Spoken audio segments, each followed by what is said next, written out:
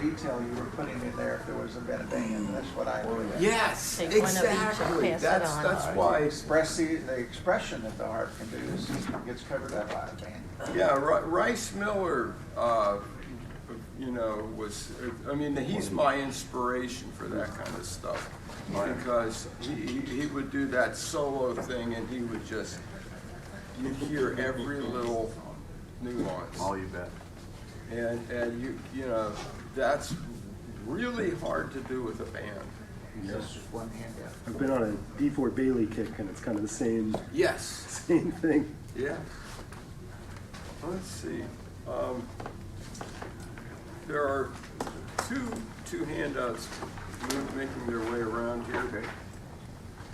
Just remember to put out my notebook. There's numbers on it. I was told they were doing that. So, do you control? I have to use my marks. No, yeah, okay. It just came down. And we're going until 10:30. Right. All right, now I just want to see how many people are here for harmonica only. Maybe someday I'll get it. It's kind of obvious, but I'm just making sure. There's two handouts. So, as far as I'm gonna go over some guitar stuff first, and then you know, if you have other questions, I'm gonna be here all week, you know, and I'm gonna have a guitar, and you can, you know, just track me down. I'll be happy to talk to you about anything that I'm not able to cover right now.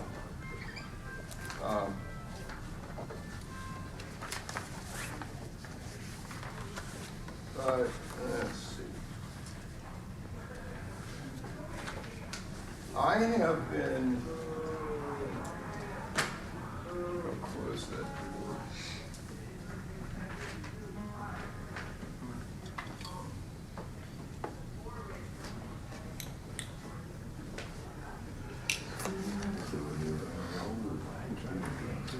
You like it or no? I've been doing crossovers, and I'm not going to quit doing crossovers. No. It's not anything magical about it other than the approach to it. And of course, it's tuned in. But I had been able to come out of the box as good as crossovers. But after I got it in place, responsibility. But Looks like it's a warning about harmonicas. yeah, look, it reminds me of skateboarding. Yeah.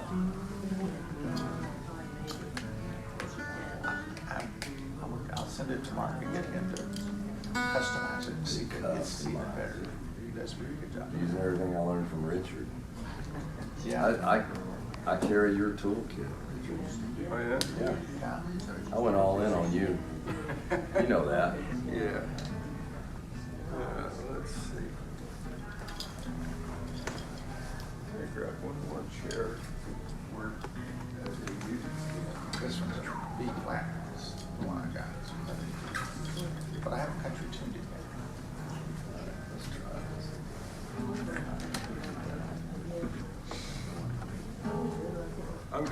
I'm gonna try to stay in this general area so you can figure out a good place to.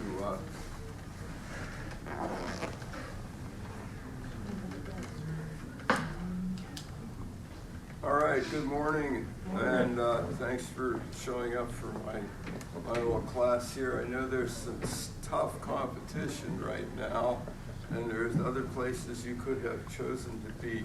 So thank you for coming here to spend part of your day with me.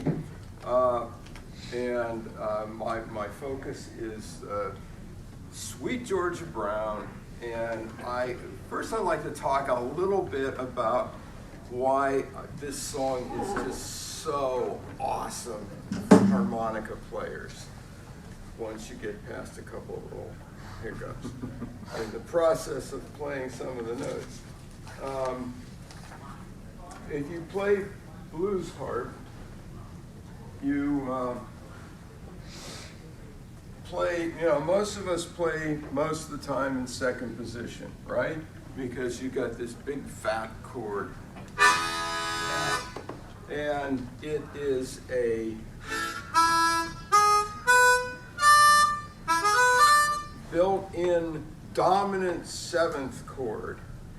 And the dominant seventh chord is sort of the mainstay of blues progressions. If you play a traditional 12-bar blues, you're working mostly with dominant seventh chords. And it's this beautiful mutant thing that just grew up organically and follows some of the rules of traditional classic music theory, and in other ways it just goes off in ways that are really hard for people who were classically trained to understand. Okay, so you've got these dominant seventh chords, and Sweet Georgia Brown has them all over the place. And in fact, what I did with this arrangement of Sweet Georgia Brown, oh yeah, those are the handouts. Yeah, I had mine with Peter there because he got here a little later tonight. Sure. And what I did, and I suggest this as anybody who wants to learn to start playing more jazz standards on the diatonic harmonica, your first step is to take whatever arrangement you can find and then strip it down to the absolute most basic form you can make it. And that's what I did with Sweet Georgia Brown. When I started looking at arrangements of this tune, like if I go to the iReal Pro, or if I go to Real Books or Jazz Fake Books, there are arrangements of Sweet Georgia Brown that have minor 7 flat 5 chords. They've got major 7th chords. They have all these passing chords, and you look at the chord chart, and it's really scary. And so right there, it's like, I don't know what to do. So what I did was I took out all of the passing chords, and then I worked with only the most basic changes, and they're all dominant 7th chords except for one minor 7th chord. Now, if you look at this sheet, Sweet Georgia Brown, key of G played on key of A harmonica, okay?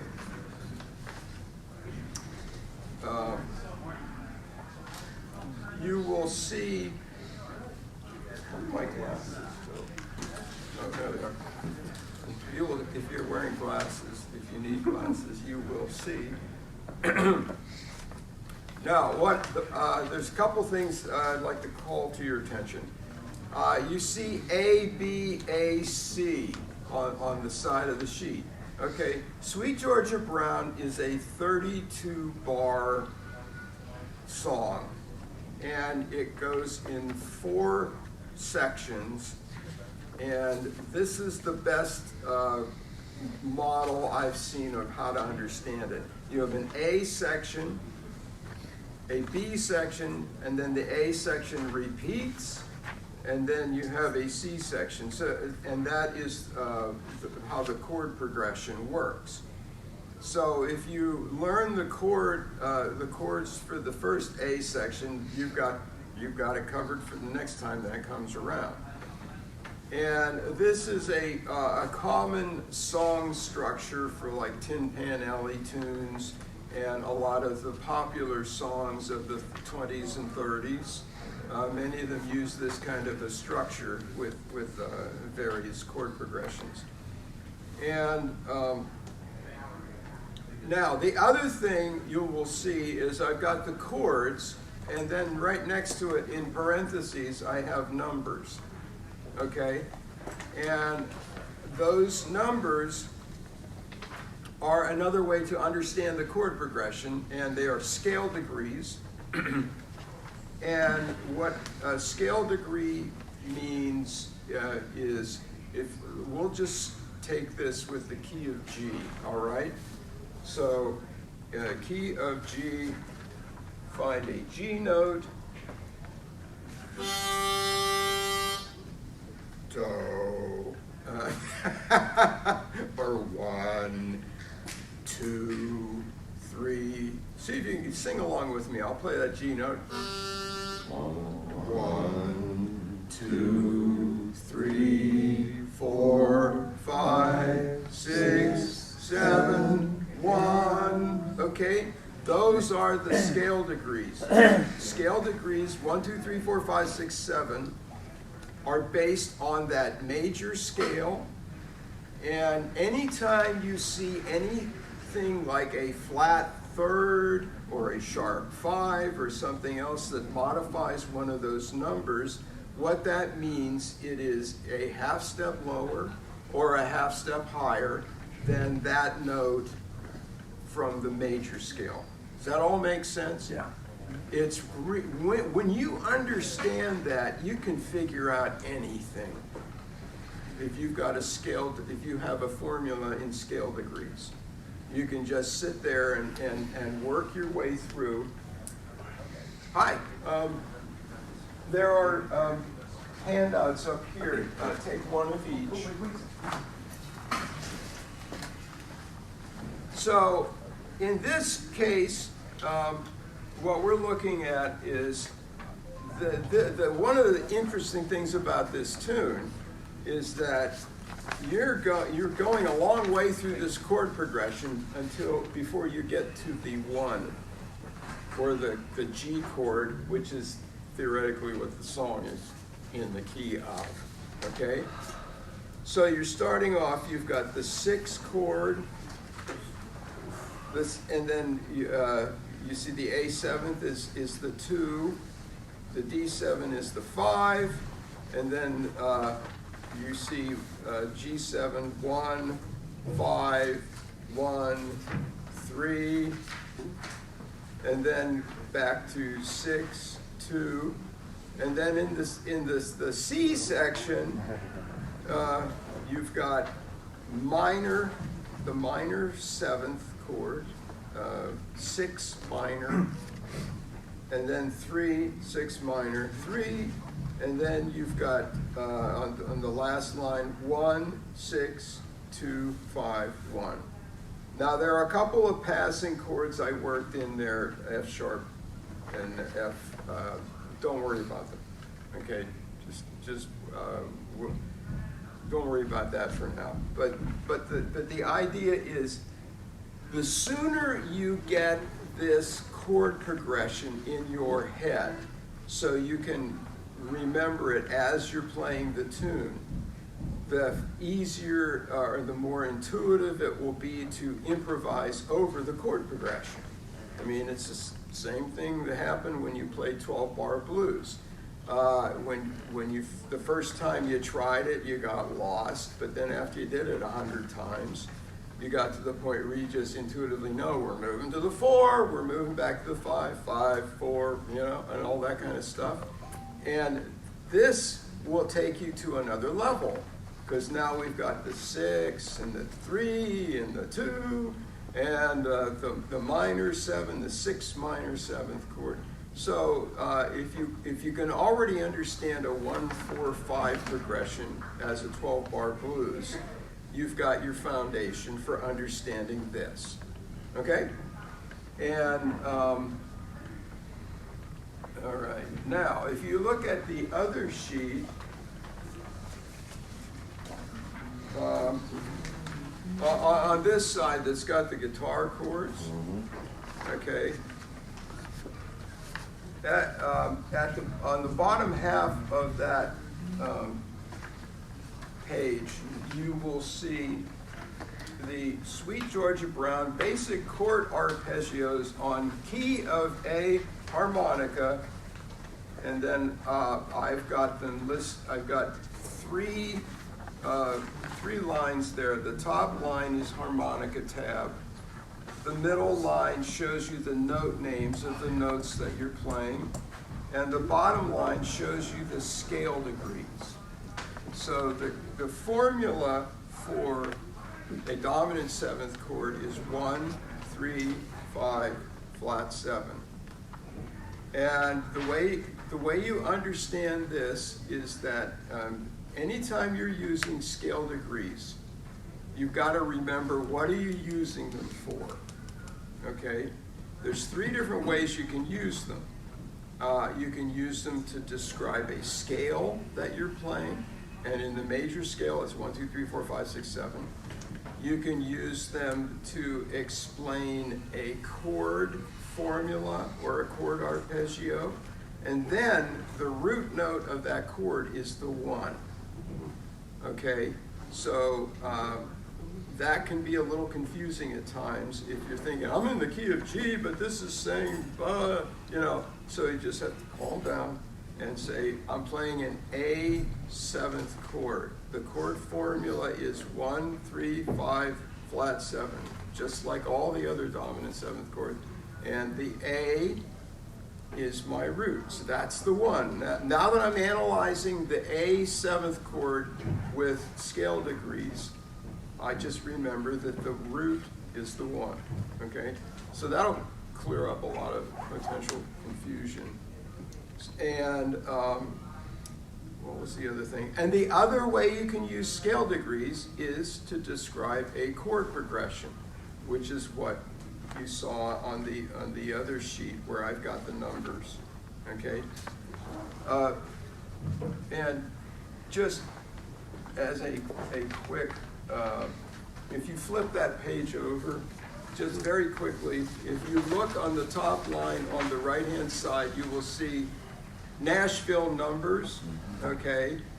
So this is another way of using the scale degrees to give you a very compact, super simple diagram of the chord changes, okay?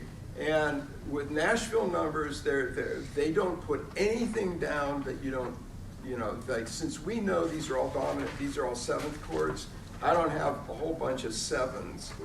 I just have these numbers, and when you get to that, the 6 minor chord, I have the little dash, which indicates minor. So this gives you, this is another thing you can stare at while you're playing the guitar chords or playing the melody, and it will help to get that chord progression embedded in your head. So this is often what I'm visualizing if I'm sitting around just playing, just jamming on this tune, is that's the easiest thing for me to remember, is just that little diagram. Okay, so this is all cool. A little bit of background to build up to the next thing, which is, now I know I said I was going to start with guitar, but I changed my mind. I'm sorry. We'll get to the guitar in a second. But for everybody with your harmonicas, let's play through these chords, okay? So if you look at the chord arpeggios there, the first one is dirt simple. It's all draw notes.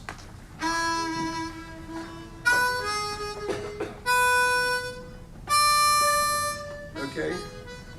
So let's all do that together. 1, 2, 3, 4.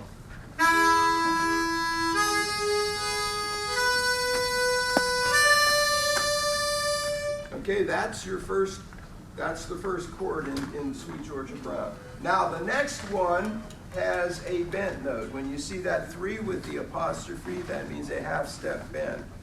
So the next chord is 1. I'll play it through and then we'll play it together.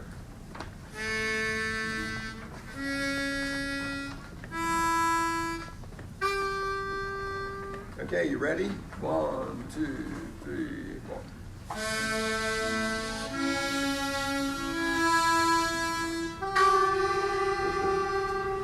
Okay, so that's your next chord. Now we go to the D 7th chord, and this one has got, all right, a little back up here. One of the rules I gave myself when I mapped out this tune was I wanted to do this song with only the built-in notes on the harmonica or the notes that can be bent with traditional bending techniques. No overblows, no overdraws. And then that ends up getting you in some interesting situations here and there with this chord progression. Because on the D7th chord, if you start on the down here, then to get the dominant 7th chord, you have to use an overblow. And we're not doing that. So you have to start on draw 5, and then 6 draw, 7 blow, and then 8 half-step bend.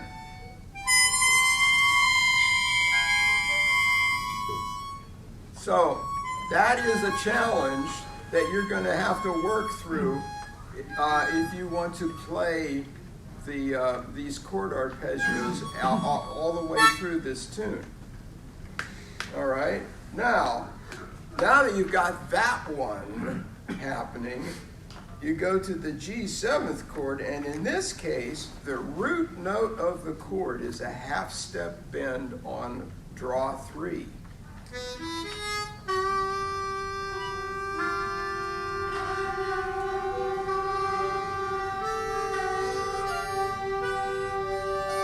Okay? So that is one of the things that's really interesting about this arrangement of Sweet Georgia Brown and playing in this position, which I'll get to in just a second, which is that the root note of this song is a half-step bend. Normally, the root note of whatever you're doing on the harmonica is a built-in note that's really easy to play. In this case, it's not. So you've got to get this, but here's the thing. You do have the full dominant 7 chord by playing the 6 draw as a half-step bend. So it sounds like this.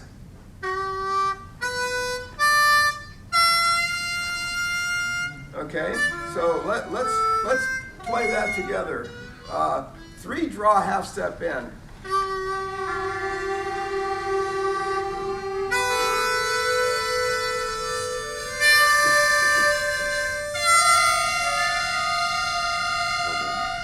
Okay, so as you can tell, getting this to pop out really nice and smooth and on command may be a bit of a project. I know it was for me. All right, now we go to, the hits just keep on coming. Now we go to the B7th chord. And now we're dropping down. The only place you can get this complete chord on the A harmonica is in the first octave, unless you're using overblows, okay? So, or overdraws. So now we've got 1, and then 2 half-step bend, and then 3 draw whole step bend, and then 4 blow. So I'll play through each of those.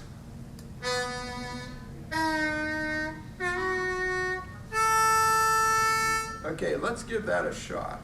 1, 2, 3, 4.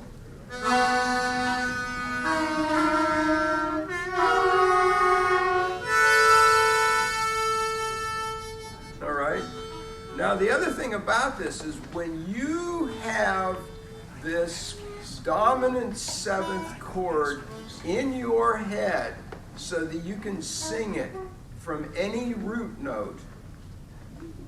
You know what I'm saying? So in other words, when you know that 1, 3, 5 flat 7 is 1, 3, 5 flat 7.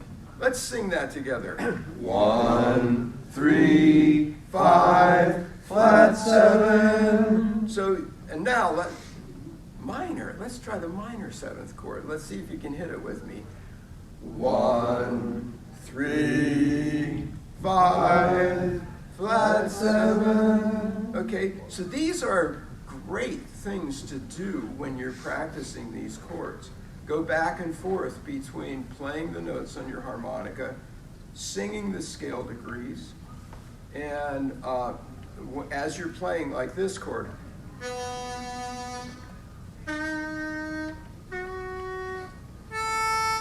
anticipate the note that you want to hear coming out of your harmonica. And if that note doesn't come out of your harmonica, try it again until you get the note that you want. All right, so that's the B7th. And now the E minor 7th chord, the formula is 2, 3 draw half step bend, 4 draw, 5 draw. Okay? Now, you ready? I'll play it and then we'll play it together.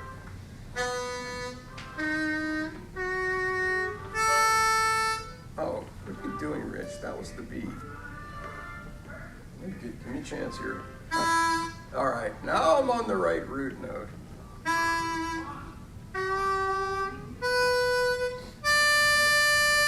Okay, so draw 2.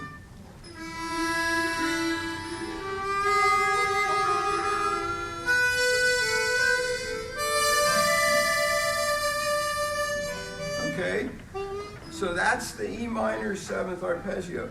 So one of the things you can do to woodshed to be able to improvise on this song is to just get to the point where you can play all of those arpeggios easily without thinking, by just repeating them over and over again.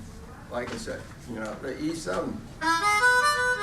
That one's the easy one. From that point on,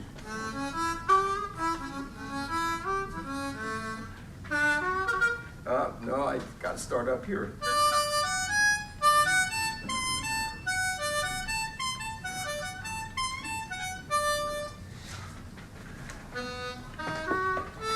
You get the idea. So you can you could take that sheet with the chord, this sheet here, and just look at the chords and play the arpeggios. Just go through the tune and use a metronome or a jam track and just play the arpeggios as you go through it. Now, we're not going to have enough time to go through this today, but I'll play it for you just so you get some idea where you can go with this idea of using these chord arpeggio notes. On the flip side, where it says Sweet Georgia Brown chord tone study, on the other side. So what this is this is an exercise I gave myself, which is to come up with a solo for Sweet Georgia Brown, using only the notes of the chords that I have in this chord progression. So in the E7th section, it's only the notes that are in the the E dominant 7th chord. Okay, and it goes the whole way through the tune. And that was the thing. And so what I did was I started playing around with it, and like.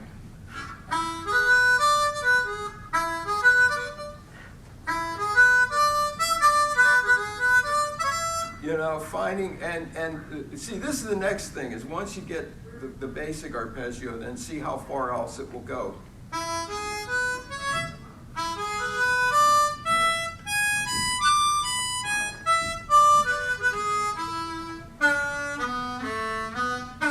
So you can extend those arpeggios up and down the harmonica, and then by knowing those pathways, they're kind of like little scale passageways. Each chord is sort of like a little 4-note scale, each arpeggio, that will go up and down the harmonica most places, except for some of the chords where you can't get the notes unless you're overblowing or overdrawing. So anyhow, the Sweet Georgia Brown chord tone study was something that I put together as an exercise for myself, but then anybody who wants to use the tab and this can play through this, and it gives you some ideas for improv over the tune. And I'm going to be brave and try to play it with the guitar and give you a little sample of what this sounds like.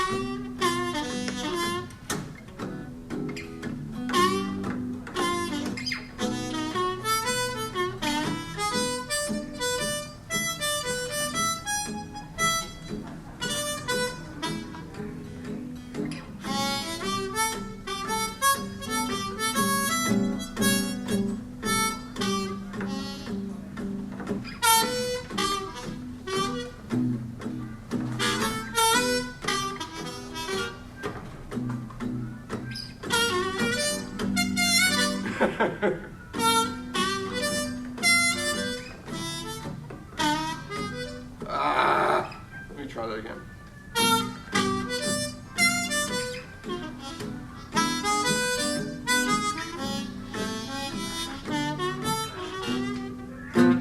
So, as you can see, I still have some wood shedding to do on this. But I guess this is something I did to analyze and come up with riffs. And since most of the time when I'm playing this, I'm improvising it, sticking to a script like this is a little tricky for me. It's also easier if I don't play with the guitar. So you can hear these riffs that come out of these arpeggios.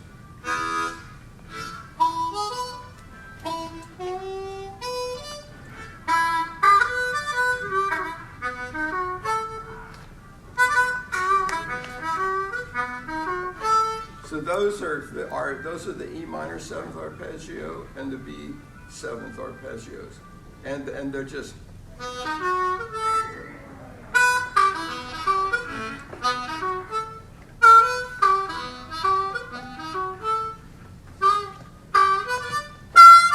There's the G 7th.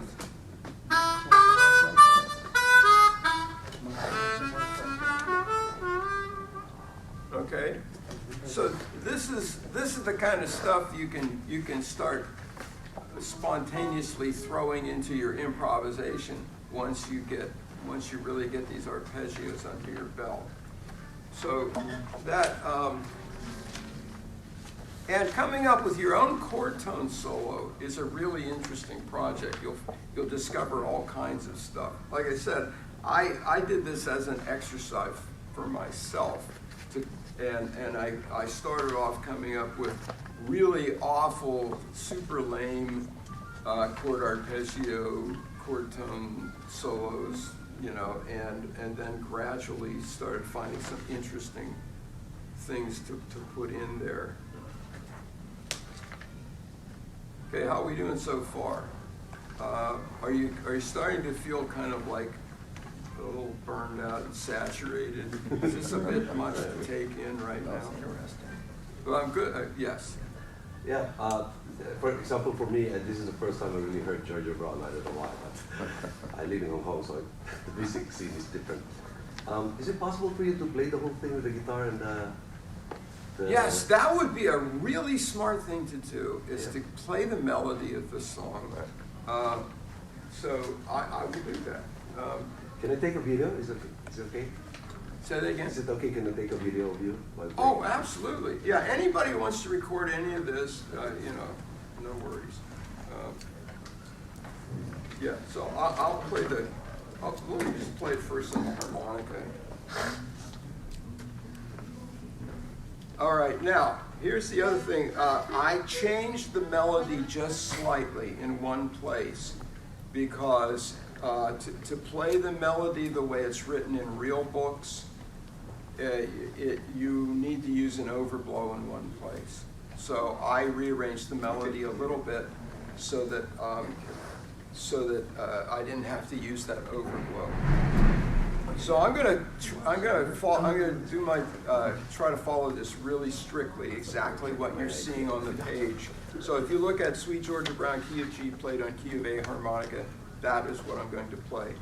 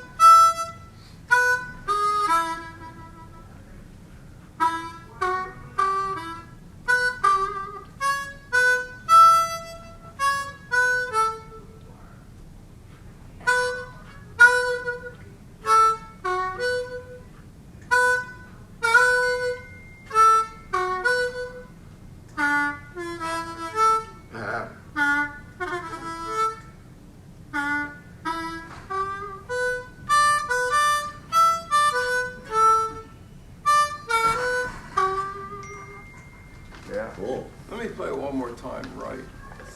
A little bit faster. 2, 3.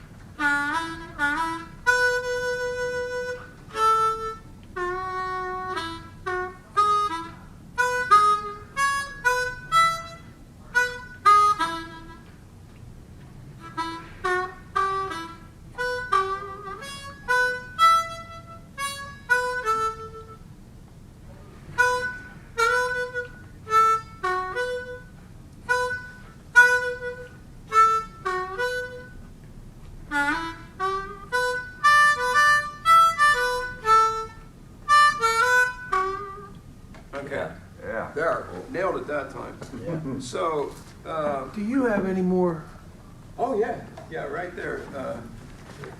Take one of each. So that's the melody. Now I'm going to play the melody along with the chords for you. And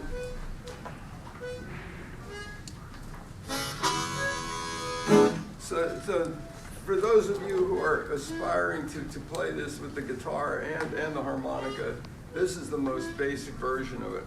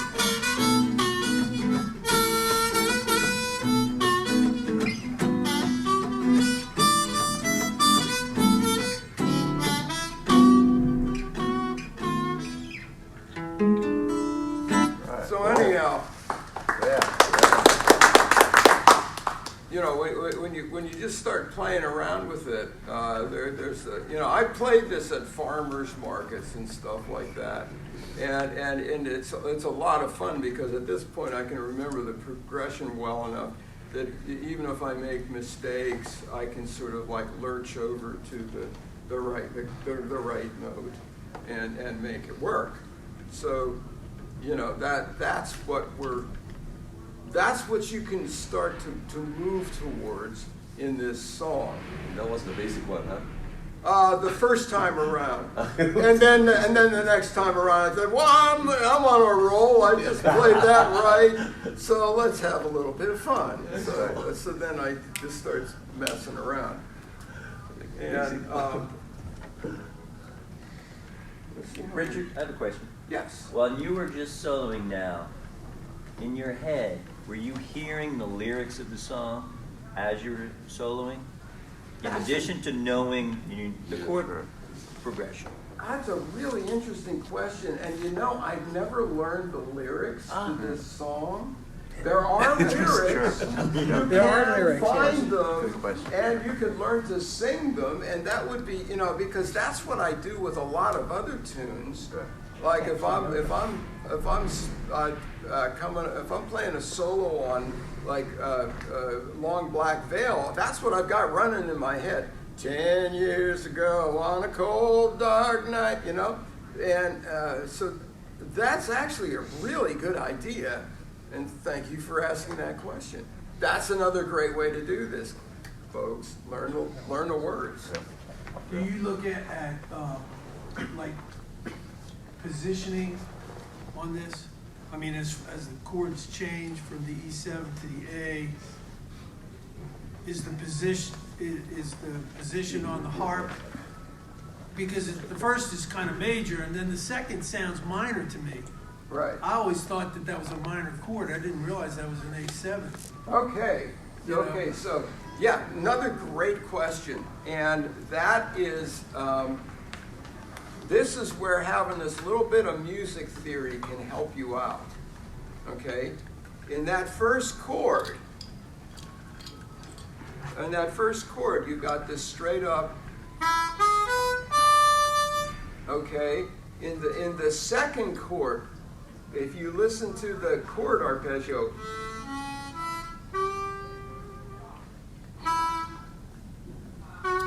now, this song is not a straight chord tone melody. There are some other notes in there. So you listen to this first melody. Okay, for that first chord, that's how you know that's the E7th chord. Now, when you get to that next chord, you're starting off on the same two notes. And that sounds minor if you're thinking of E, but it's that flat 7 note of the A7th chord. So there's yeah. Well, then the next with the D7 sounds like almost like first position.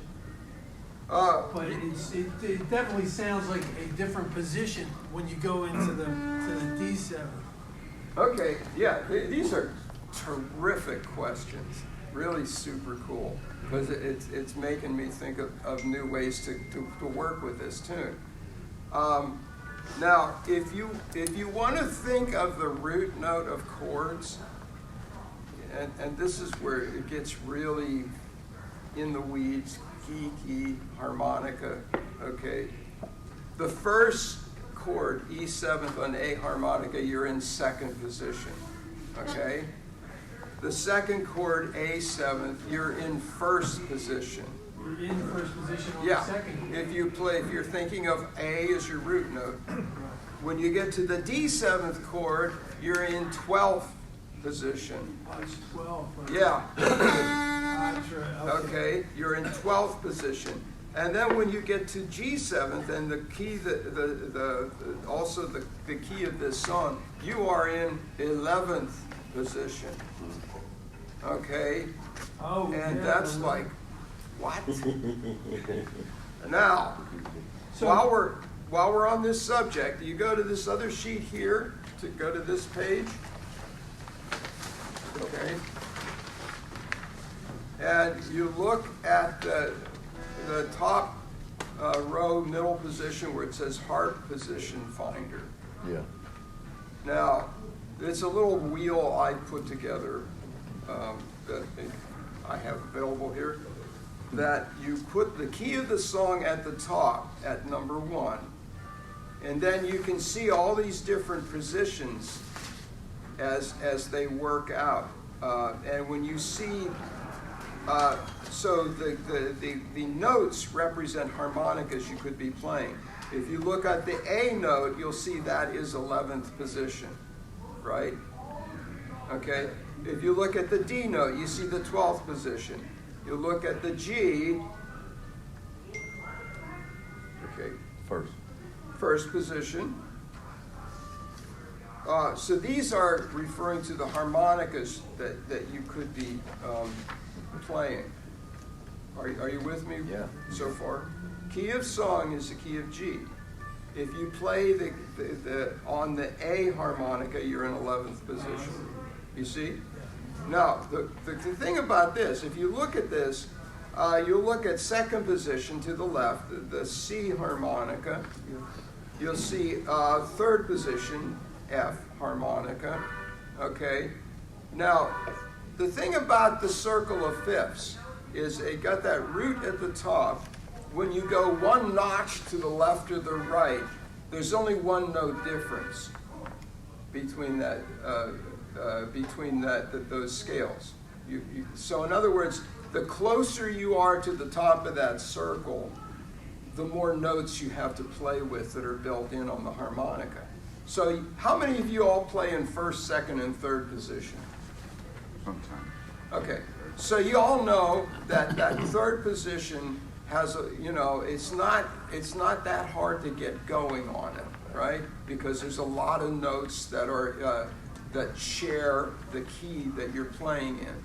Okay, so if you look at this circle of fifths, you'll see that 11th position, which sounds so weird, is really not that far away from your root center. Does that make sense? Yeah. So it's actually a really, there's a lot of notes in that position that are very easy to play on the harmonica using only built-in or bent notes. Could you play in 11th position on the harp and just get an idea of what it sounds like? Yeah, I can do a little bit. So here's, I mean, that's what we're playing in Sweet Georgia Brown.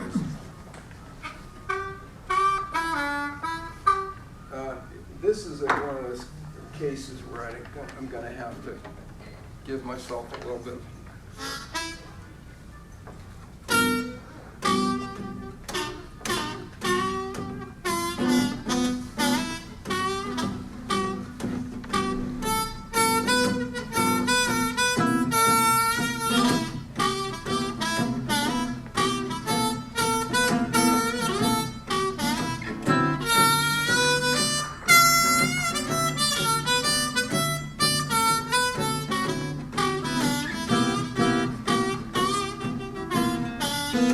So that's, like a blues.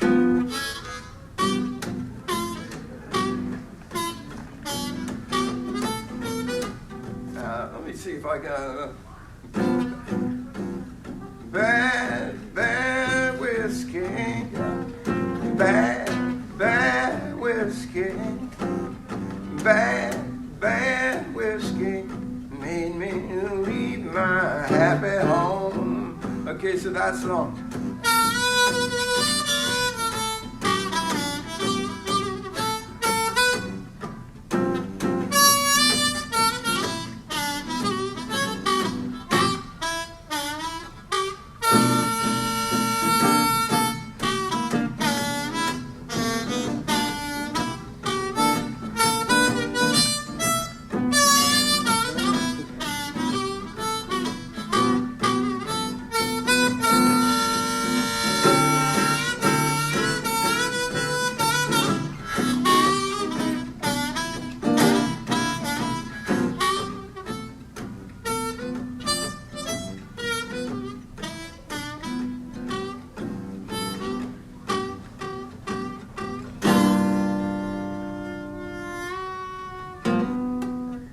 Okay, so that's 11th position.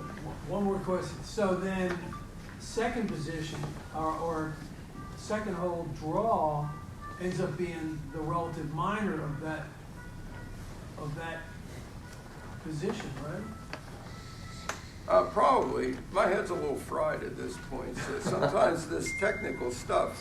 I mean, this is No, why it's I. interesting because you could then get the minor.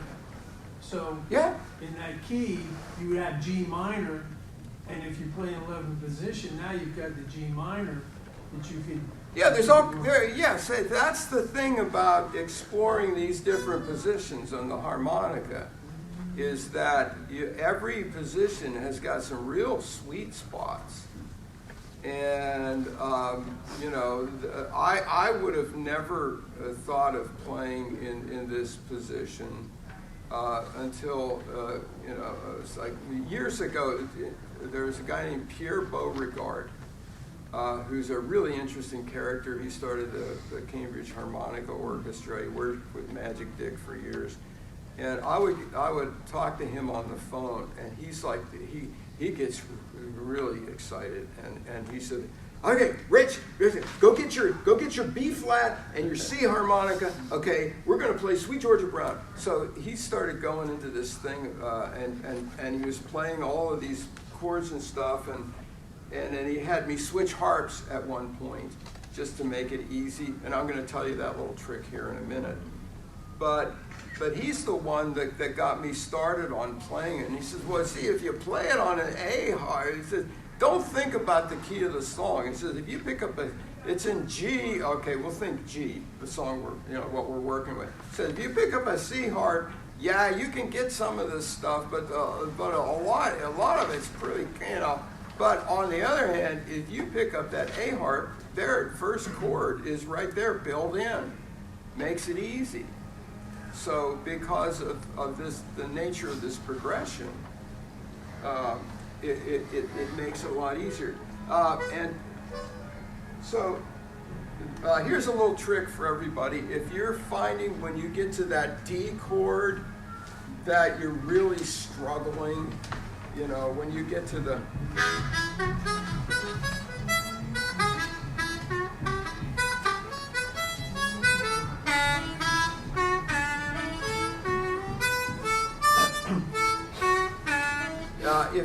if you're really having a hard time with that, pick up your G harp, and it's in second position.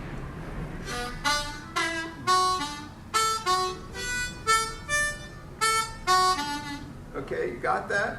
You understand what I'm saying here? It's the same thing you're playing on the very first line. So, you want to try that real quick? Quick question. Yes. Before I get totally confused. If I play the C harp and I play... forget about the C harp. We're working on the key of G. I understand. Okay. I have this related to my question. Yeah. If I play the third position, it's in D minor. So in my mind, if I play the G harp, the third position will be in A minor, right? So we're playing the key of G. Right. Right. But, okay, I get it. Oh yeah, so how is it that the A is in 11th position? Isn't that supposed to be third position from G harp? No. This is opposite. No, If you were in the key of A on a G, you'd be third position. See, the way I do this, because I can never remember all this stuff off the top of my head, is I use that circle wheel. Okay, so on that wheel where it says harp position finder, I put G at the top because that's the key of the song I'm playing. I get it. And then I look over and I see A for the A harmonica, and it tells me 11th position. And it's sort of like I rely on a device like this because I get confused too easily. And for the same reason that I use a calculator to figure out change instead of going through it in my head.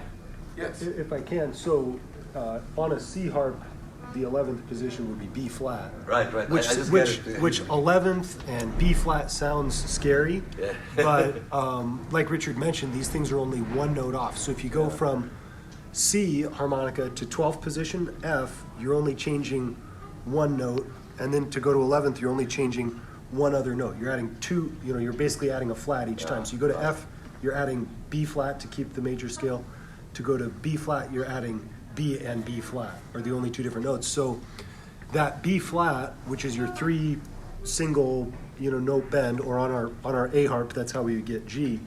That's a really important note to practice, right? That half step bend on 3, because it can bend way down, but if you can practice just isolating and hit, you bend it down until you find it, figure out that mouth position, and then just practice hitting it without searching for it.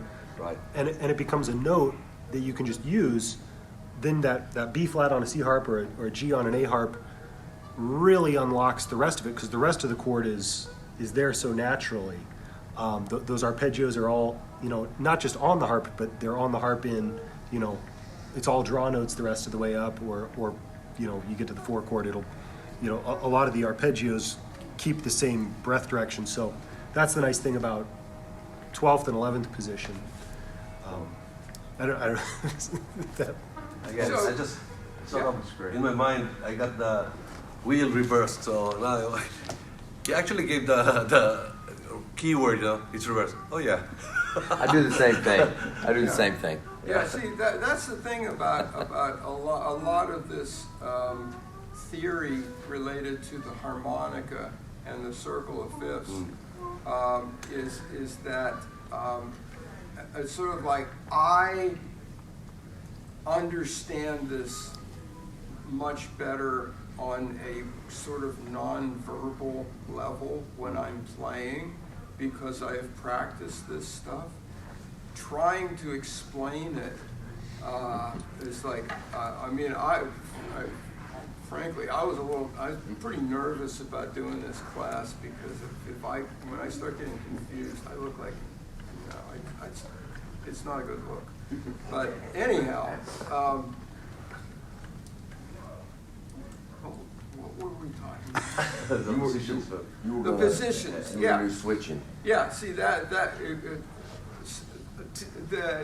using the G harp when you're playing this song on the A harp, the basic idea, we don't need to run through this. Just when you get to that D7th chord, as you're looking at the sheet, just pick up your G harmonica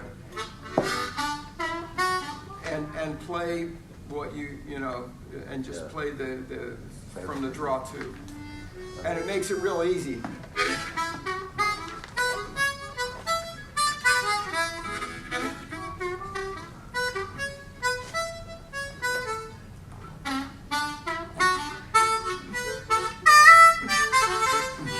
And you can use all your blues riffs, then when you get to that D7th chord. It's hard to change the keys of And it's fun. So just play around with that as you're improvising it and see what you come up with.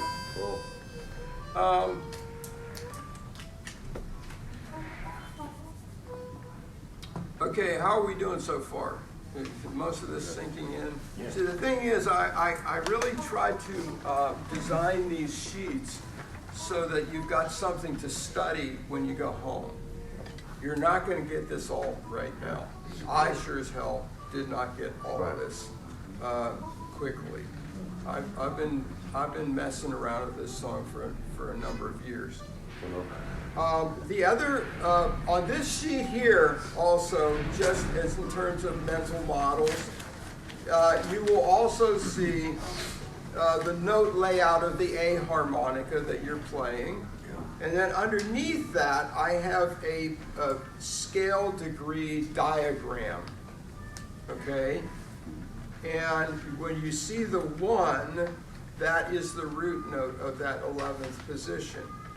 And when you understand that root note is a half-step bend, I mean, if you look at these for a little while, they'll make sense. And then you can start seeing where all those different chords are. There's the 1, there's the 6 above it, that's the root note 6 blow. The 2 draw is the root note for another one of the chords. So you can kind of like play around on the harmonica while looking at this diagram, and it will help you get oriented to playing in this 11th position. Okay? So these are all, I call them mental models. They're all things that you can work with. And the way I think about this stuff when we're woodshedding and you're doing this kind of stuff and you're playing these arpeggios, you're singing these notes and everything, is you're feeding your brain all kinds of information. And you have a really intense session and you do that for a while till your head hurts.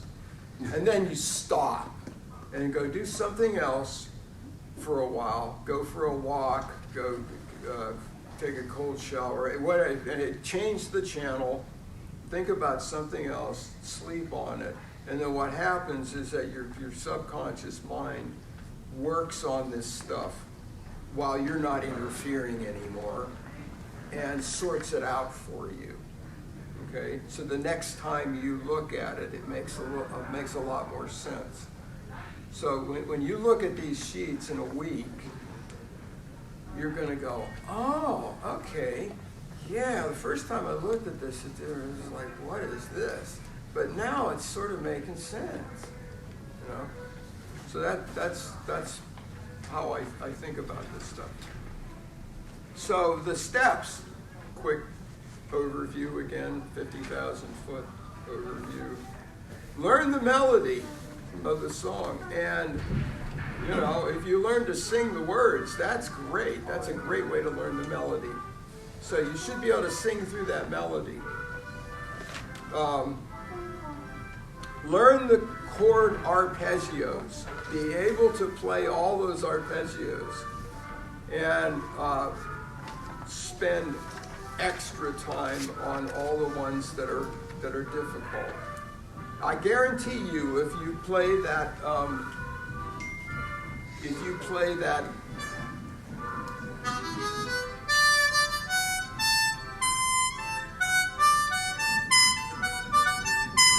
that D7th arpeggio a couple hundred times, it's going to start flowing.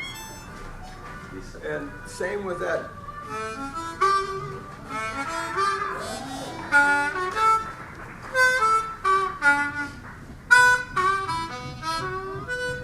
All of these arpeggios will start to flow, especially the ones like that. That's all draw notes. So once you work on that for a while, it will flow.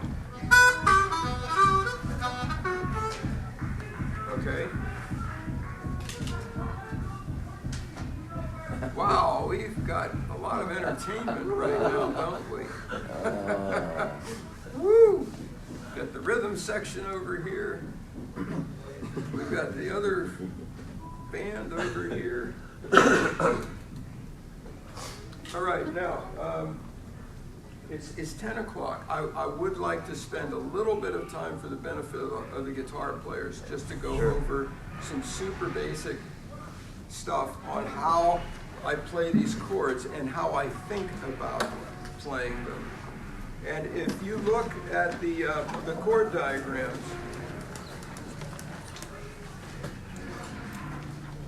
when I first started playing this on the guitar, I played those 7th chords I used to wrapping my thumb around the neck of the guitar.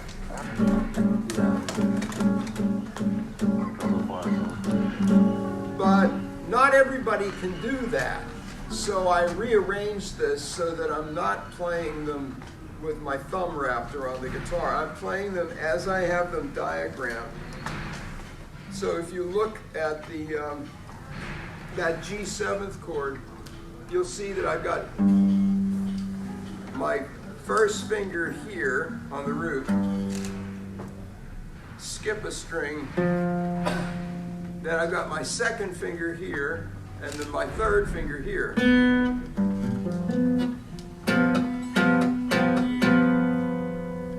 Okay? You can see the numbers on the sheet. Okay? So 1 on the 3rd fret, second string is, the next string is muted. And now I got my second finger here, and I've got the third finger here. Y'all got that?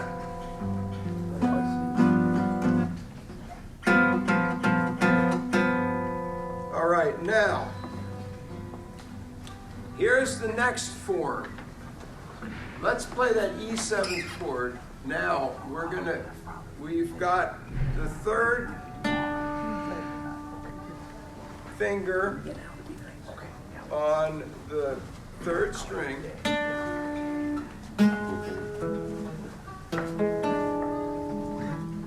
For you harmonica dudes, if you do stick around, I'm going to get back to a summary of everything. Oh yeah. So you found that.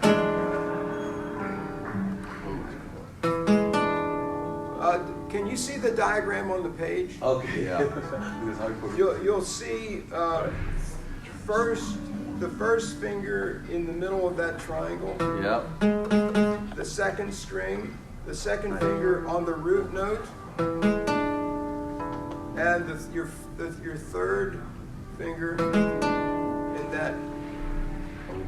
Come on up here. The E7 is on the, it's like on the, it should say like 7th fret right here. If it said 7th fret, so your fingers are, that 2 is on the 7th fret.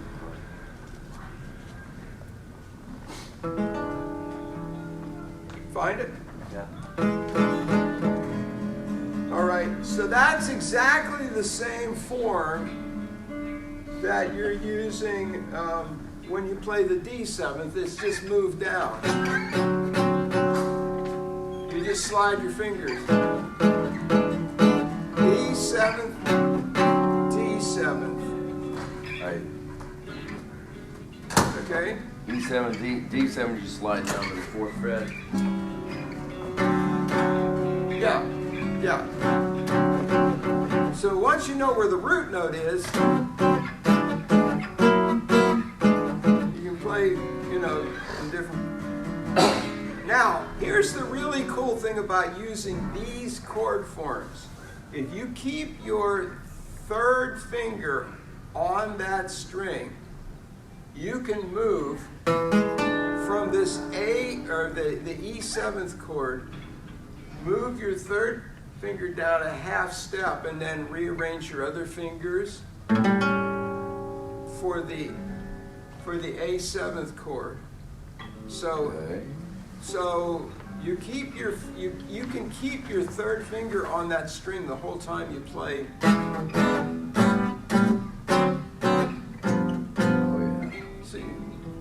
See what I'm doing? You get this change first. Now to the A7th, you're moving that third finger down a half or 1 fret.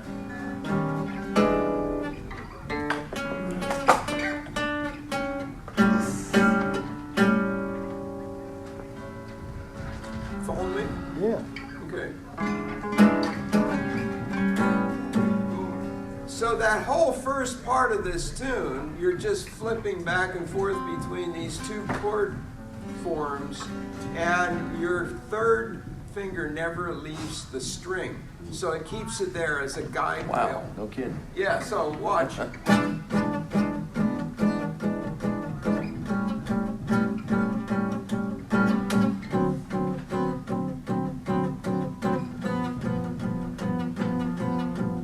Okay? So that's a nice smooth way of playing this. Now here's the other form is the E minor 7th. That's the hardest one of this whole bunch to play. And if you look at that diagram, your root finger is on the 5th string, 7th fret, and then you bar to get, you got it. Y'all found that chord? Yeah. Okay.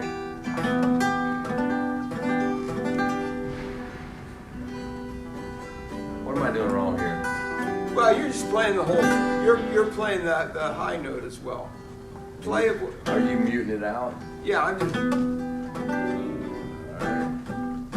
Yeah, I'm going to get to the muting thing here in a minute. You can always do what I did. I just don't have a sixth string on my guitar right now. Oh. What the heck?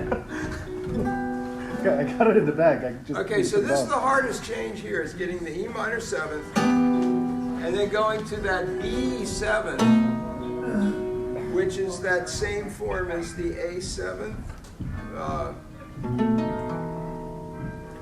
So I'm just going to give you the overview, and if you just sit down and spend a little time working on this. The other thing we can do, if you want to catch up with me, I'm going to have my guitar around here a lot. We could just sit and play these chords together. Cool. And then you'll see my fingers and we can work on this. So anyhow, those are all the chords.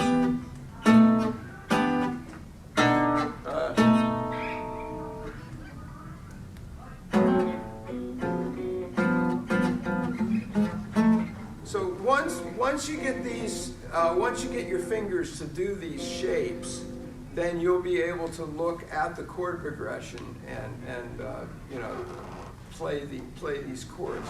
Now we don't have a whole lot of time left, so I just want to work on that. You'll get it, promise.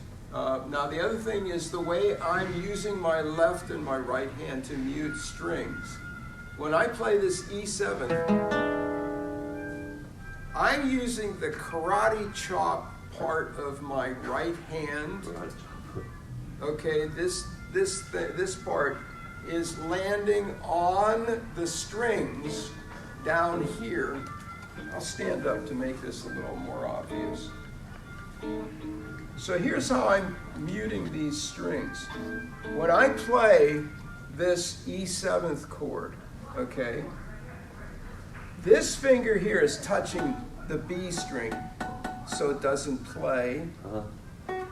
And then on this side, I can either use my thumb or I can use this finger here to just lightly touch the next string so that it doesn't play. Okay, because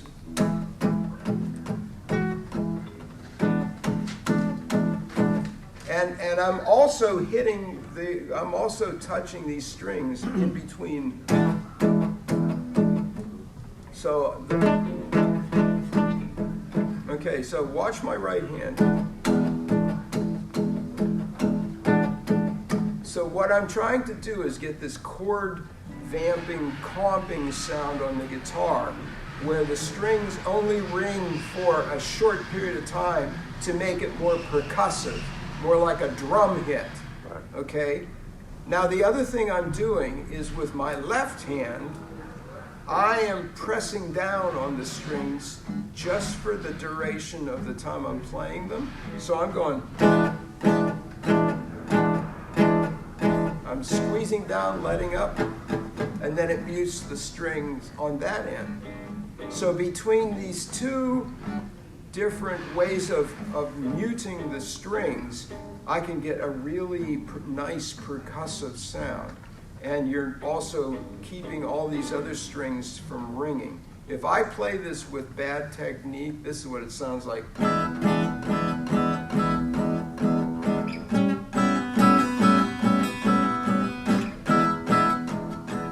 Okay, so by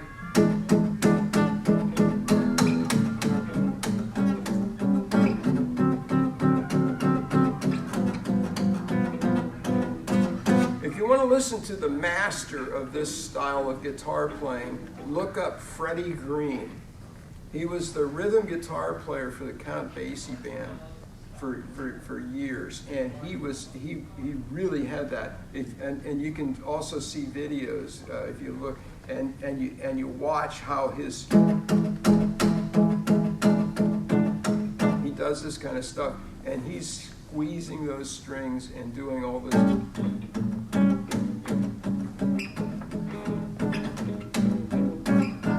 And the nice thing about this style of guitar playing, if you're playing the harmonica on the rack, is that you're getting a nice percussive sound, but it's not ringing and it's not taking up that space that the harmonica is in. So it clears out a lot of sonic space for the harmonica. Okay, so that's my overview on playing these chords. All right. So for E7, you have the 6th string open, right? So You can play that one open because it's the same note. because I find it hard to mute the 6th string, 2 short fingers. Yeah, when you get to that D chord, you're going to have to find a way to. You're either just going to have to be real accurate on hitting. And not hitting the 6th string, or you're going to have to take your 2nd finger and have it touch that string a little, just enough. You'll figure it out. Yeah. So that muting, and I'm also not sweeping across all of the strings. I'm just aiming for this area where the strings I want to hit. Okay?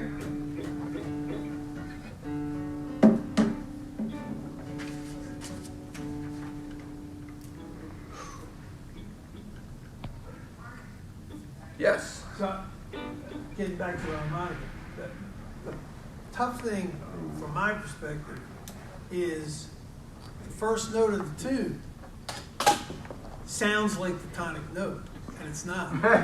Yes. Yes. So that's what. So my mind is thinking, is listening to that tonic and going, okay, this song is actually, but that's actually the sixth chord. Yeah. Yeah. So that's really kind of boggles the mind Yes. that you really don't land on a G as far as hearing it as the tonic note Right. in the tune. Right. That's tough. Yeah. That's the weird thing about this tune. Really. And it's also the very cool thing about Yeah. this tune, Right. is that it takes you on a long ride before you get home. You know, and then it takes you off on another long And ride. it really never goes home. At the very end, it does. Well, I guess. Ba da da da ba da da da da da da ba. Yeah. Okay. You're home at the end. Right. But most of the time, Yeah, right. you're out wandering in the wilderness. So you got to think really. When I hear the relative minor, I hear ba ba ba, but it's not a minor chord; it's a major. Yeah, that's the other cool thing about this song, is that in the first 2 chords, they're messing with your head. Yeah. Yeah, they're playing that. They're playing that flat 7 of the 2nd chord, which is, I mean, if you want to get geeky, it's also the flat 3rd of the E minor 7th chord. So, yeah. That's one of the reasons why this song is so much fun to learn, because it really if you spent most of your life playing 12-bar blues, you get to this song and it's like you're gonna take some time before it starts feeling like something that you really feel at home in. But then once you get there, it's a lot of fun. It's a lot of fun to play. It starts feeling, like at this point, it feels pretty natural for me to go through those chord changes. Well, I mean, that's a great thing to know. Mhm. That first note is not tonic. Right. I mean, that changes your whole perspective of where the song goes. I wish I Yeah. could stay. I got to go play Dad. Take my Okay. kid to the zoo. Well, thanks for coming. Yeah, we'll definitely jam in the halls. Yeah. Yeah, like I said, I'm going to be around here all week. If anything, any questions I don't answer now, feel free to, keep asking me. So if all else fails, can I just use like the open chords and to play? Sure. Yeah.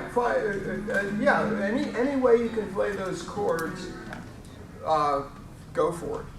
Yeah, you don't have to Of course, use, I'll try this. yeah, you don't have to use those chord forms. I mean, you can also play the, you know, G7th like that. You can play the D7th like that. There's all sorts of, you know, any way that, anything that works for you is fair game, you know. I've gotten used to this because I get that comping. And, you know, and then, so you can use these forms in different ways. Now you can use that for the F, the G. Once you get these in your fingers, then just look at where else they, you know. Generally, if you want to learn a song with harmonica and guitar at the same time, do you learn the guitar first or? Yes. Together? Yes. Guitar first, right? Yeah. That's the first thing I'll do is figure out how to make the guitar part as on autopilot. You know, so that's why I look for these kind of things that are easy to grab. You made a good point, Richard. The way you're playing the guitar chords, they're not ringing, so it more highlights your harmonica. Yeah. Whereas if you played them open or, you know, standard. Yeah, I've been playing a solo act for years, playing guitar and harmonica, and you know, it's like in many ways I'm the ideal accompaniment for myself as a harmonica player because I know what I'm doing, you know, and I can play these. I can, and the other thing is that I never interrupt the singer as a harmonica player because I'm also the singer, so you know. There's lots of ways I work, you know, it makes it easy for me to clear space out for my harmonica when I'm playing as a solo act. And it's also why, you know, it takes a little getting used. I sometimes have a hard time playing with bands. That's why I played solo last night. It's a lot easier for me to, you know, play something without the band than it is to go up there and say, okay, we're going to do this, and then I'm going to drop down. And then we hit the 5, and then, why am I doing a hand signal like this? You got to stop, you know. Okay, so let me just throw this out for everybody. If you on the sheet with the chord diagrams, at the bottom of the sheet there is a no, it's not that sheet. It's on the other side. It's on this side. At the bottom of the page, you'll see a little note about there's a teachable school online where I put together a very robust course on playing Sweet Georgia Brown. Okay, and if you want to buy that course.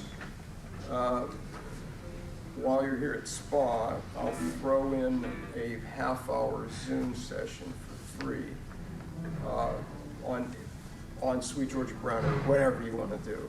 Okay, so it's a really good deal. It's less than I normally charge for a half-hour lesson, and it's got all of this stuff mapped out, all of the chord arpeggios. Everything mapped out in little bite-sized chunks, so you can do loops of any one thing to woodshed. And if you send me an email with Sweet Georgia Brown in the subject line, I can send you a link that you click to just get right through to where you go to the sales page and you can buy the course. I'll just give you a real, like this is like one of the backing, this is one of the tracks. That's the chord tone solo.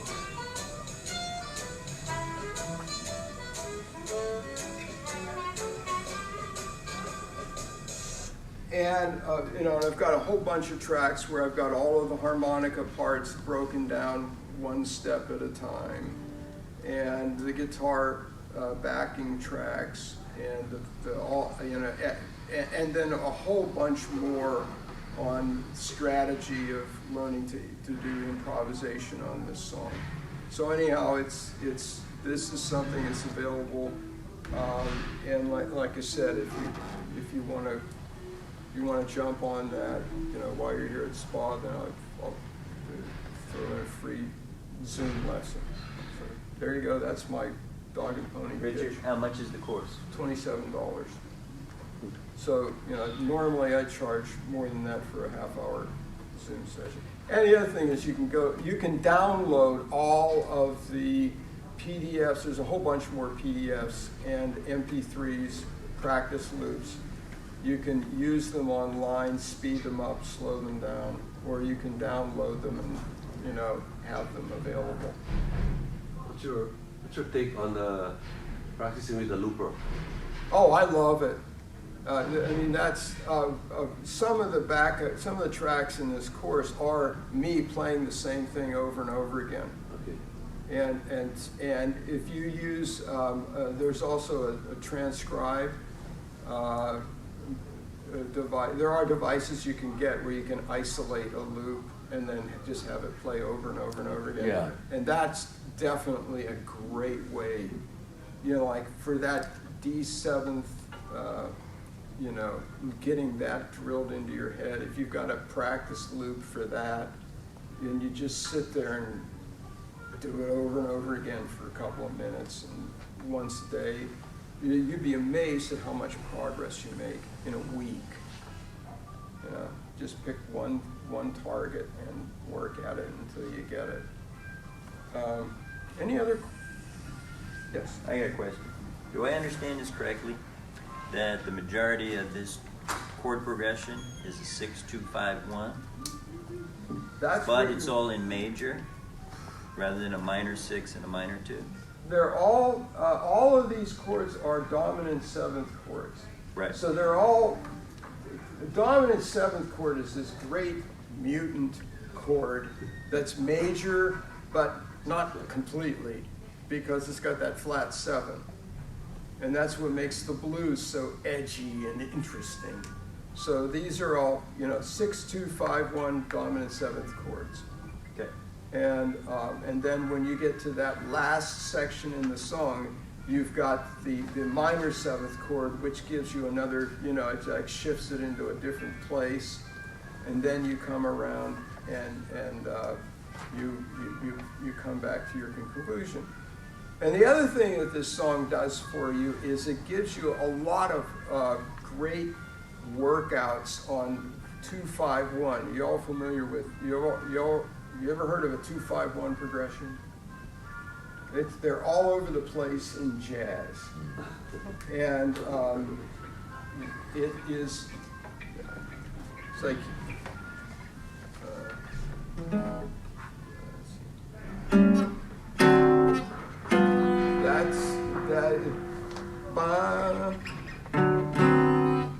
okay, let's see.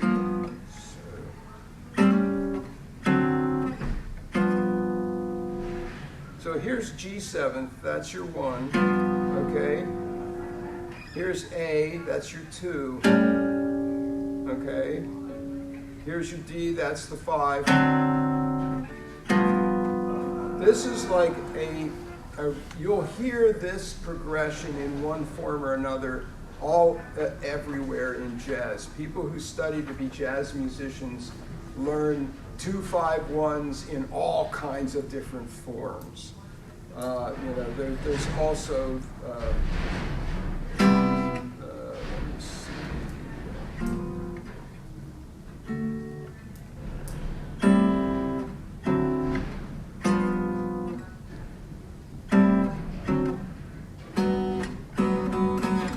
That's a 2-5-1. The beginning to I'm an old cowhand from the Rio Grande is a 2-5-1. I'm an old cowhand.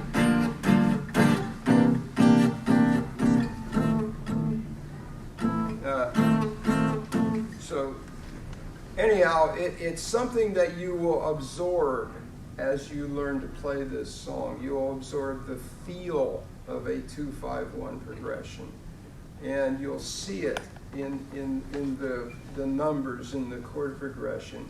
And then the next time you hear somebody talking about a 2-5-1 progression, you'll have a little better idea what they're talking about.